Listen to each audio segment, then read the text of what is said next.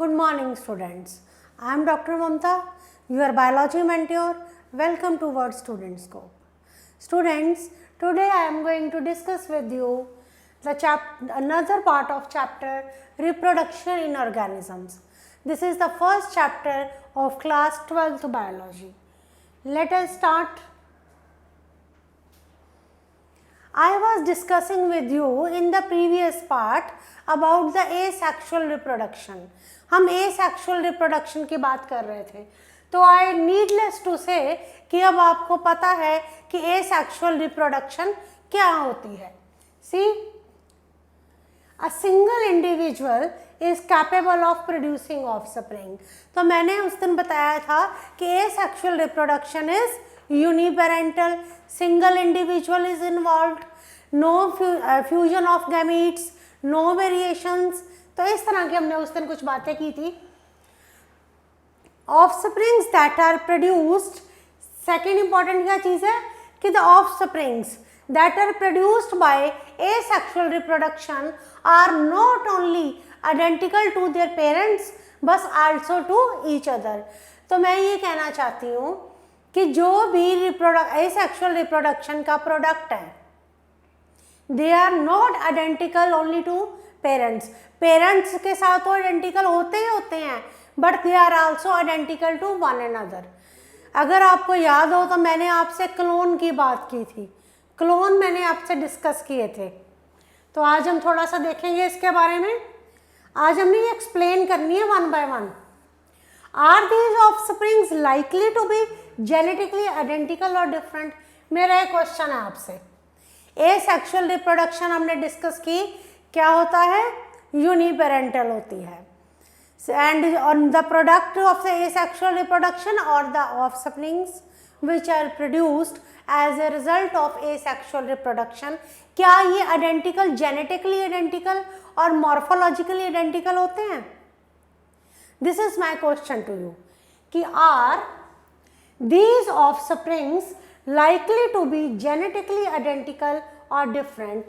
Offsprings of asexual reproduction are always genetically and morphologically similar.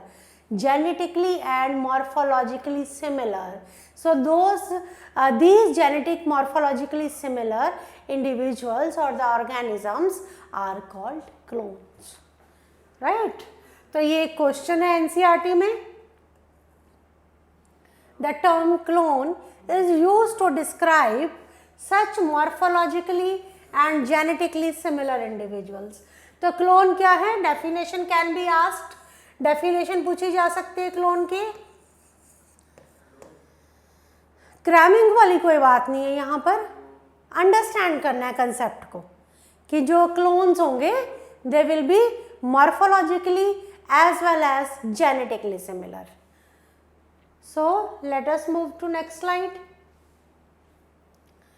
So ये diagram देखो. Let us see how widespread asexual reproduction is among different group of organisms. NCERT में एक line लिखी हुई है कि how widespread asexual reproduction is. कितनी ज़्यादा फैली हुई है asexual reproduction among different group of organisms. ऐसा क्यों लिखा? बिकॉज हम जानते हैं that we are very much aware with the sexual reproduction. हम अवेयर हैं इस टर्म के साथ, लेकिन हमें एसेक्सुअल रिप्रोडक्शन में ये भी पता है कि एक ही पेरेंट इन्वॉल्व है. तो हमारे मन में एक कन्फ्यूजन सी है कि इसके जो प्रोडक्ट्स होंगे वो कैसे होंगे. ठीक है, और क्या एसेक्सुअल रिप्रोडक्शन बहुत सारे ऑर्गेनिजम्स में होगी? Because only one parent is involve, तो ऐसा कुछ होगा. So this is a question in our mind. तो आपकी इस क्यूरियोसिटी को कैसे खत्म किया गया कि how wide spread asexual reproduction is among different group of organisms. Just see how wide spread this asexual reproduction is. Let us see and just look at this figure. Asexual reproduction is common among single-celled organisms. Asexual reproduction किसके, कहाँ पे common है? Number 1, single celled organisms. Asexual reproduction is common among single celled organisms. देखो जी, आपको मैंने को एक picture show की है सिंगल सेल्ड ऑर्गेनिजम्स की. Now I can say to them unicellular. ये यूनिसेलुलर होते हैं. देखिए एक पिक्चर मैंने आपको दिखाई है, कुछ एग्जाम्पल्स हैं that I have shown to you. Amoeba, euglena, paramecium, chlamydomonas. I have just shown you few examples of unicellular organisms. तो मैं क्या बताना चाह रही हूँ कि एसेक्सुअल रिप्रोडक्शन जो है that is very very common among unicellular organisms. हम ये नहीं कह सकते कि मैम एसेक्सुअल रिप्रोडक्शन जो सिंगल पेरेंट के साथ होती है उसकी तो कोई लगता तो नहीं हमें कि ये बहुत सारे डिफरेंट ऑर्गेनिजम्स में प्रेजेंट होती होगी या बहुत सारे ऑर्गेनिजम्स रिप्रोड्यूस करते होंगे एसेक्सुअल मोड के साथ. No, it is so. It is in single celled organisms. Second, in plants and animals with relatively simple organisation. और ये उन प्लांट्स और एनिमल्स में होती है जिनमें सिंपल बॉडी ऑर्गेनाइजेशंस होती हैं. क्या मैं ये कह सकती हूँ कि उन प्लांट्स और एनिमल्स में इसकी अक्रेंस है जिनमें सिंपल बॉडी ऑर्गेनाइजेशंस होती हैं. सिंपल बॉडी ऑर्गेनाइजेशन में तो कॉम्प्लेक्सिटी नहीं है उनके स्ट्रक्चर में, तो वहाँ पर क्या होगा, जो ऑर्गेनिजम्स हैं they will reproduce by asexual mode, right. So this I have shown you, but the diagram was not with the theory part. Let us understand now the types of asexual reproduction one by one in detail with the help of examples. Number 1, budding. Budding किसमें होती है? East में होती है. Division, just see at the diagram. Diagram की तरफ देखा जाए, this is the diagram of yeast, and just see that division is unequal. The division is unequal and small buds are produced that remain attached initially. यहाँ तक बात समझते हैं. Division ये जो है this is unequal. Equal division नहीं हो रही. हमने आज तक क्या पढ़ा था? हमने कुछ ऐसा पढ़ा था, सेल बाइनरी फिजन होती है, एक सेल 2 सेल्स में डिवाइड हो जाता है. तो ये मैंने कहा था 2 डॉटर सेल्स हैं, 2 डॉटर सेल्स हैं, ऐसी बात हुई थी. लेकिन यहाँ पे क्या है, डिवीजन बिल्कुल अनइक्वल है. Very important thing to remember कि डिवीजन यहाँ क्या है जी, अनइक्वल है. अब क्या प्रोड्यूस हो रहा है? Small buds are produced. ये देखिए स्मॉल बड प्रोड्यूस हो रही है. Small bud are produced that remain attached initially to the parent cell. ये बड प्रोड्यूस हो रही है at this end of the yeast. This bud, ये बड पहले initially it will remain attached to the parent. जो bud produce हो रही है it will initially remain attached to the parent. ये पेरेंट के साथ अटैच्ड रहेगी पहले, fine, and which eventually gets separated and mature into new yeast organism. ये बड जो ग्रो हुई है at one end of the yeast cell, इसको हम parent yeast कहते हैं, इसके ऊपर एक बड ग्रो करगी. This will remain initially to the parent cell.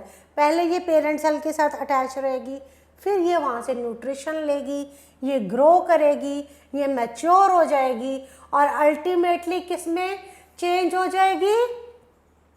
New east organisms में. Ultimately it will change into new east organisms. तो ये पूछा जाता है बडिंग का.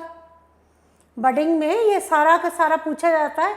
And if you are going to explain the process of budding, you will explain it with the help of example. That budding is seen in yeast, also is seen in hydra. आगे बात करते हैं. हमने पहले कुछ किया था लेकिन वो ना अच्छी तरह से मैं एक्सप्लेन नहीं किया था मैंने. नेक्स्ट है protista and monerans. Protista and monerans. अब बात आती है प्रोटिस्टा कौन है, मोनेरा कौन है। मैंने मोनेराज के बारे में बात की थी, unicellular prokaryotes. Prokaryotes example bacteria, they come under monera. इसके बाद प्रोटिस्टा की बात हुई थी, यूनिसेलुलर यूकैरियोट्स, राइट। तो इनमें क्या होता है, जो ऑर्गेनिज्म है और द पेरेंट सेल, ये पेरेंट सेल है, it will divide by mitosis into two to give rise to two new individuals। Simple सी बात है, प्रोटिस्टा एंड मोनेरा में सेल डिवीजन होता है। सेल डिवीजन का क्या मतलब, पेरेंट सेल जो है that will divide into two daughter cells, it will divide into two daughter cells. बड़ा सिंपल सी बात है, कोई कंफ्यूजन नहीं इसमें। तो कहना इसे इन दीज ऑर्गेनिजम्स, कौन से ऑर्गेनिजम्स, इन दीज ऑर्गेनिजम्स मतलब protista and monera. In these organisms cell division is itself the mode of reproduction. तो इन ऑर्गेनिजम्स में सेल डिवीजन जो है that is the mode of reproduction. अब क्वेश्चन ये नहीं आएगा कि डिफाइन सेल डिवीजन, ये क्वेश्चन नहीं आएगा। क्वेश्चन इस तरह से आएगा, नीट में भी आ सकता है क्वेश्चन कि protista and moneras they reproduce by number 1 mitosis, number 2 meiosis, number 3 both A and B और number D none of the above. तो क्वेश्चन इस तरह से आता है। तभी मैंने आपको कहा था ये चैप्टर जो है बेसिक चैप्टर है। In this chapter what you will do, in this chapter you will learn examples also with the general statements, ठीक है। See, so next is the binary fission. We have discussed cell division, we have discussed budding, now we are on the next topic, binary fission.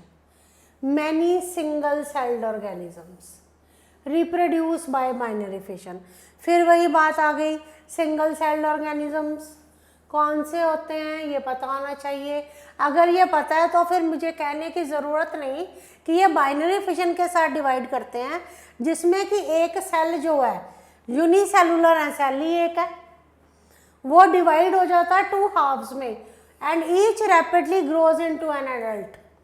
एक cell है जिसे हम कहते हैं parent, unicellular की बात हुई है।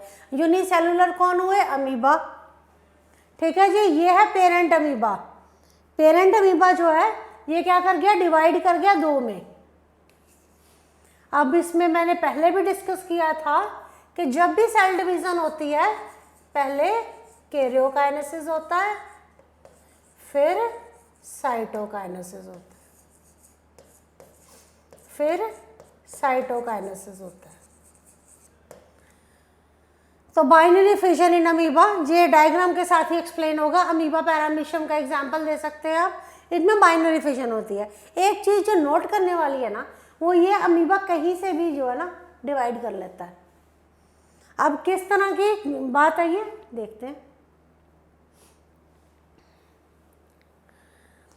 जैसा कि मैंने आपको पिछले पार्ट में डिस्कस किया था, एक मैंने आपसे डिस्कस की थी बाइनरी फिशन, राइट।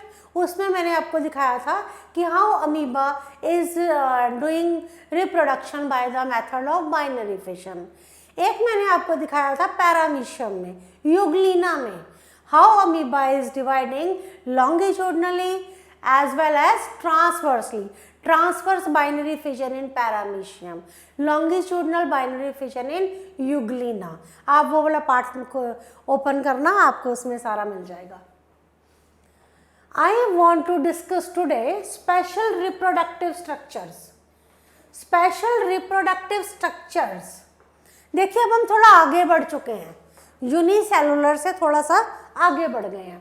अब किंगडम मोनेरा प्रोटिस्टा की बात हमने पहले कर ली थी। अब हम बात करेंगे किंगडम फंजाई और simple plants such as algae की। Kingdom fungi and simple plants. अब नीडलेस टू से कि सिंपल प्लांट्स कौन से होते हैं, एल्गी। ये रिप्रोड्यूस करते हैं through special asexual reproductive structures. Simple plants such as algae and the kingdom fungi, they reproduce by some special asexual reproductive structures. अब इनमें से सबसे कॉमन कौन से हैं? These are the zoospores that usually are microscopic motile structures. मैं इससे पहले एक बात कहना चाहूँगी, जब ये चैप्टर स्टार्ट होता है एनसीईआरटी का, वहाँ पे पंचानन महेश्वरी साइंटिस्ट की बारे में थोड़ी डिटेल है, वो हम अलग से डिस्कस करेंगे, right, after asexual. I will वो पार्ट स्किप नहीं हुआ. The most common of these structure. अच्छा, ये कौन से स्ट्रक्चर्स हैं? हमने कहा कि किंगडम फंजाई में और सिंपल प्लांट्स जो है दे reproduce by special asexual structures. Special asexual reproductive structure. Question उठता है कि स्पेशल एसेक्सुअल रिप्रोडक्टिव स्ट्रक्चर्स कौन से हैं? स्पेशल एसेक्सुअल रिप्रोडक्टिव स्ट्रक्चर्स हैं आपके पास. सबसे कॉमन कौन से हैं? Common are the zoospores. Special asexual reproductive structures are the zoospores. अब ये क्या होते हैं? These are microscopic motile structures. कहने का क्या मतलब है कि zoospores can only be seen under the microscope and they are motile structures, right? Motile means they can move. But how they can move? They can move with the help of flagella. देखा आपने कुछ ऐसा कि ये सारे zoospores हैं और ये क्या है? जूस्पोरेंजियम. ये स्पोरेंजियम है. स्पोरेंजियम के अंदर जूस्पोर्स हैं. स्पोरेंजियम ब्रेक हुआ, बस्ट हुआ, zoospores are released into the surrounding medium. ये बस्ट करता है, सारे जूस्पोर्स बाहर आ गए. तो ये क्या है? Most common asexual reproductive structures. Other common asexual reproductive structures are. अच्छा, ये ना आपको डायग्राम दे रखा है एनसीईआरटी में ऐसे ही. अब इसमें से क्वेश्चन कैसे बनेंगे? Other common asexual reproductive structures are conidia. Penicillium में मैंने अभी तक बात की थी आपसे जूस्पोर्स की, राइट. अब और कौन से हैं एसेक्सुअल रिप्रोडक्टिव स्ट्रक्चर्स? कोनिडिया. ये हैं conidia. These are present in conidiophores. Penicillium में है. अब बर्ड्स, आपने बडिंग का किस में पढ़ा? ईस्ट में. Now you will study budding in hydra also and gemmules in sponge. Hydra मैंने पिछले पार्ट में कवर कर लिया था, right. You can see from that part. But budding किसमें की मैंने डिस्कस? हाइड्रा में. Gemmules, sponge. अब इसको थोड़ा सा ना हम डिस्कस करते हैं. Other asexual reproductive structures, conidia. कई बार डिफरेंस आ जाता है कोनिडिया और जूस्पोर्स के बीच में. बडिंग कैसी होती है? बडिंग भी मैंने डिस्कस की थी कि बडिंग जो है दो तरह की होती है. Number 1 exogenous budding, number 2 endogenous budding.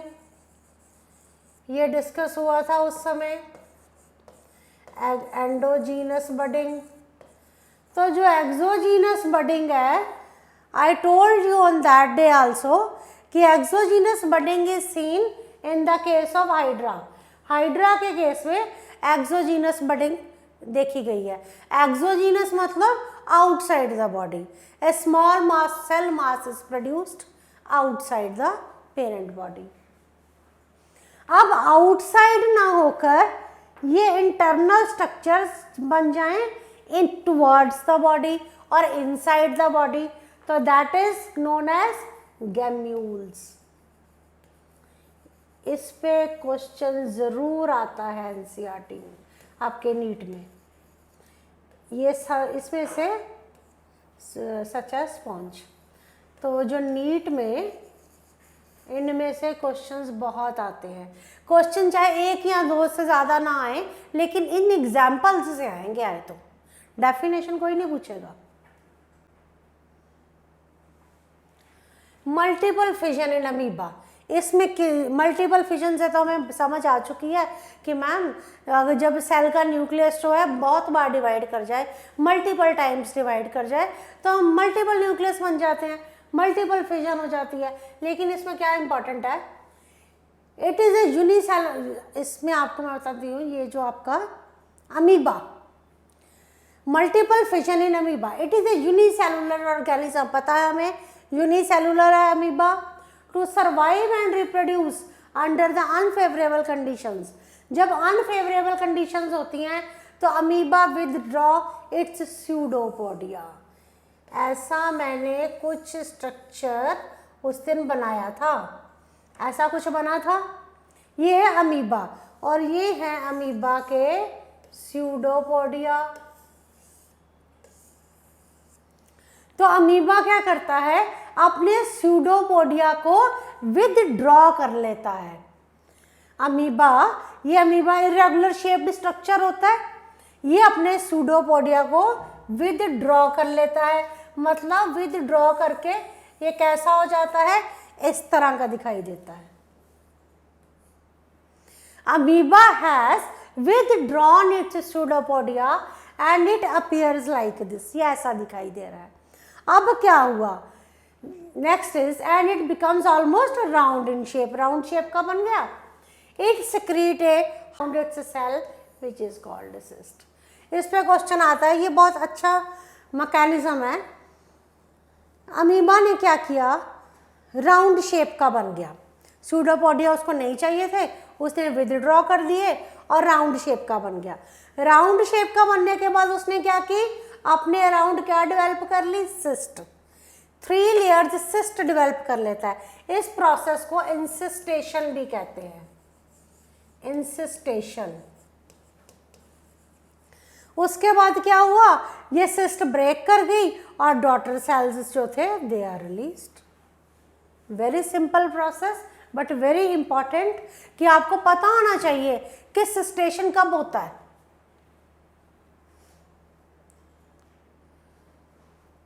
हाँ जी, सिस्ट क्या है, a thick protective coating around the cell. अब आप कहो मैम कि ये है अमीबा और ये उसके बाहर 3 लेयर्ड सिस्ट बन गई, ठीक है। 3 लेयर, थोड़ा सा डायग्राम ना, सिस्ट बन गई, ये बन गई 3 लेयर्ड सिस्ट। अब जो सिस्ट के अंदर क्या है, nucleus of the amoeba undergo repeated divisions to form many nuclei. इसके अंदर क्या है, जो ये न्यूक्लियस है ना अमीबा का, ये क्या करता है, मल्टीपल फिजन करता है। ये क्या करता है, मल्टीपल फिजन करता है। मल्टीपल फिजन करके ये क्या करता है, it will form many nuclei. After nuclear divisions cytoplasm. अच्छा जी, तो मैंने क्या कहा था, पहले क्या होगा, न्यूक्लियस डिवाइड होगा, उसके बाद क्या डिवाइड होगा, साइटोप्लाज्म डिवाइड होगा। तो मैं ये कहना चाहती हूँ कि आफ्टर मल्टीपल फिजन पहले बहुत सारे न्यूक्लियस बनेंगे, फिर they will be surrounded by cytoplasm. तो क्या बन जाएंगे आपके डॉटर अमीबे, राइट। तो क्या हुआ, many daughter, new daughter amoeba are produced. तो अब आपने बाइनरी फिजन इन अमीबा देखी और मल्टीपल फिजन इन अमीबा। तो आपको ये एक्सप्लेन करना इजी हो जाएगा with the help of diagram. लो जी, on the return of favourable conditions. अब आपने इस लाइन को याद रखना, बस पूछा जाए कि इंसिस्टेशन कब होती है अमीबा में, अमीबा में सिस्ट कब बनती है, तो you will say under unfavourable condition amoeba withdraws its pseudopodia and forms a 3-layered outer covering which is known as cyst. तो on the return of favorable conditions, जब favorable conditions आ गई, cyst ने burst कर जाना है, burst कर गई, जितने भी डॉटर सेल्स हैं वो सारे एनवायरनमेंट में आ जाने हैं, ठीक है जी। तो ये कब होगा, cyst burst कब करेगी, under the when the favorable conditions will come. Now a very very important question, ये ऐसे ही पूछा जाता है बोर्ड एग्जाम्स में आते हैं ऐसे question. Water hyacinth, water hyacinth क्या है? एक इक्वेटिक वीड है, इक्वेटिक वीड। वाटर हायसिंथ क्या है? एक इक्वेटिक वीड है। अब इक्वेटिक वीड क्या होता है? वीड क्या होता है? Unwanted plant. वाटर हायसिंथ एक इक्वेटिक वीड है, इसको टेरर ऑफ बंगाल कहा जाता है। इस पे क्वेश्चन आता है, वाटर हायसिंथ क्या है? एक इक्वेटिक वीड है। It is also known as terror of Bengal. It propagate vegetatively, ये क्या करता है? प्रोपेगेशन होती है, ग्रो करता है, वेजिटेटिवली इसकी प्रोपेगेशन होती है। इस प्लांट को क्या ये इंट्रोड्यूस हुआ था इंडिया में because of its beautiful flowers and shape of leaves. अपने ब्यूटीफुल फ्लावर्स और शेप ऑफ लीव्स के कारण ये प्लांट इंट्रोड्यूस हुआ था इंडिया में। अब क्या है इसमें? सी इस तरह से ये देखिए, इसने सारा कवर कर लिया। Since it can propagate vegetatively at a phenomenal rate and spread all over the water body in a short period of time. क्या कहा मैंने कि terror of water hyacinth, terror of Bengal कहा जाता है इसको। ये सबसे पहले किस में इंट्रोड्यूस हुआ? इंडिया में। क्यों इंट्रोड्यूस हुआ? Because of its beautiful flower and shape of leaf. ये क्या करता है? वेजिटेटिवली प्रोपेगेट कर जाता है, ये स्प्रेड कर जाता है ऑल ओवर द वाटर, ये स्प्रेड कर जाता है। और क्या करता है? In a very short period of time, in a very short period of time it spread all over the water body.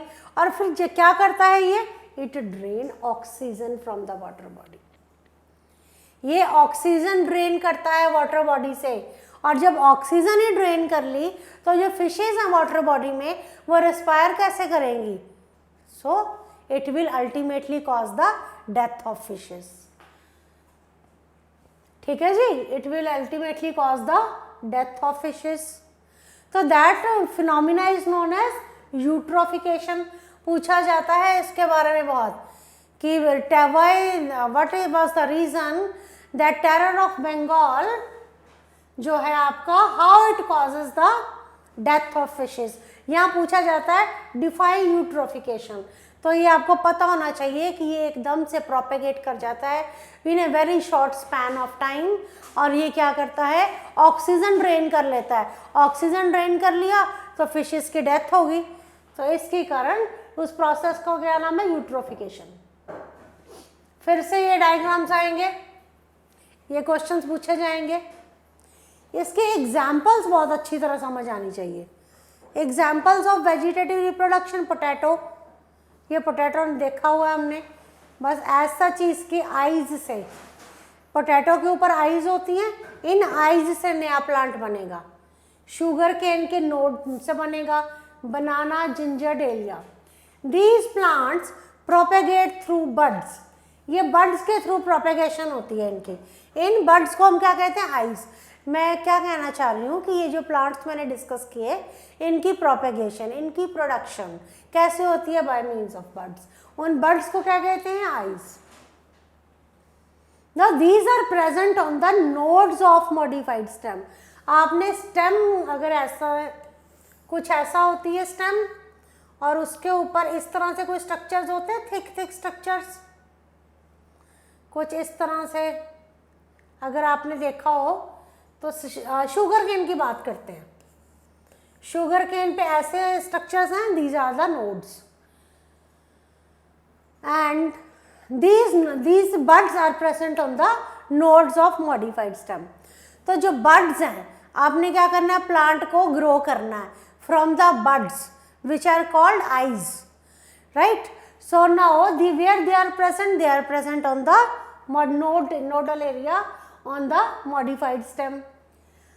ये बात हुई आपकी पोटैटो की, जिंजर की। अब बात करते हैं इस लीफ की। ये जो लीफ आपको नजर आ रहा है, ये क्या है? ब्रायोफाइलम। ब्रायोफाइलम क्या करता है? वेजिटेटिव प्रोपेगेशन शो करता है from the notches present at the margins. ये लीफ है ब्रायोफाइलम का। these are the notches present on the margin of leaves. ये कौन से हैं? एडवेंटिशियस बड्स है, और इनको आप सॉइल में लगा दो, मॉइस्ट सॉइल में, नया प्लांट प्रोड्यूस हो जाएगा। ब्रायोफाइलम पे बहुत बार क्वेश्चन पूछा जाता है, अगेव के बिल पे पूछा जाता है, अनियन का बल्ब, इन सब पे बहुत बार क्वेश्चन आता है। वेजिटेटिव प्रोपेगेशन जो है बड़ी इंपॉर्टेंट है। So vegetative propagation in potato, sugarcane, agave. Asexual reproduction is the common method of reproduction in organisms that have a relatively simple organization like algae and fungi. कहते हैं कि asexual reproduction जो है common method of reproduction है, किनका? जिनकी simple organizations हैं। बात मैंने की थी algae और fungi की, एंड पहले हमने यूनिसेलुलर डिस्कस कर लिए, अब हमने algae fungi डिस्कस कर लिए। तो these organisms shift to sexual mode of reproduction just before the onset of adverse conditions.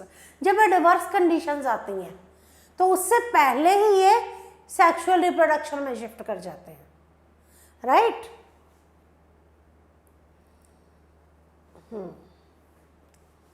So next is in higher plants. अब देखिए हम सिंपल से कॉम्प्लेक्स की तरफ चलते जा रहे हैं।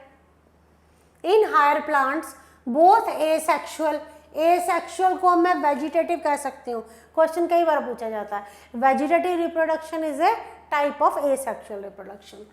तो in higher plants both asexual as well as sexual mode of reproduction are exhibited. Higher plants में एसेक्सुअल के साथ भी रिप्रोडक्शन होता है, सेक्सुअल के साथ भी रिप्रोडक्शन होता है। तो in most of the animals only sexual mode of reproduction is present. तो जनरली हमें मालूम ही है कि मोस्ट एनिमल्स में सिर्फ सेक्सुअल मोड ऑफ रिप्रोडक्शन से ही रिप्रोड्यूस होते हैं। तो ये मैं सब डिस्कस कर चुकी हूँ पहले भी कि एसेक्सुअल की अकरेंस कहाँ है? Simple organisation like algae and fungi. No need to explain again. These organisms, ये होगी बात कि ये ऑर्गेनिजम्स कहाँ शिफ्ट कर जाते हैं? सेक्सुअल मोड ऑफ रिप्रोडक्शन में before the onset of adverse conditions. Now pre fertilisation events. अब हम बात थोड़ी सी आगे चलते हैं करने की ना। We have discussed the asexual reproduction. Pre fertilisation events. Fertilisation तो हमें पता है कि दो मेल और फीमेल पेरेंट फ्यूज करते हैं और जाइगोट बनता है, जो है जिसका जो स्टेज कौन सी है? Diploid levels. ये डिप्लॉयड है और ये दोनों हैप्लॉयड होते हैं। तो लेकिन इससे पहले क्या होता है? फ्यूजन से पहले we are discussing the events before the fusion. These include all the events of sexual reproduction prior to the fusion of gametes। हम उन सभी इवेंट्स की बात करेंगे सेक्सुअल रिप्रोडक्शन के जो कहाँ होते हैं? Prior to the fusion of gametes. Gametes form fusion से पहले की बातें करेंगे। The two main pre fertilisation events are gametogenesis and gamete transfer. सी दो इंपॉर्टेंट इवेंट्स कौन से हैं? Gametogenesis and gamete transfer. Pre fertilization है, फर्टिलाइजेशन से पहले की बात करनी है। तो gametogenesis is the formation of gametes, right? And gamete transfer is the transfer of gamete from the parent place to the target area.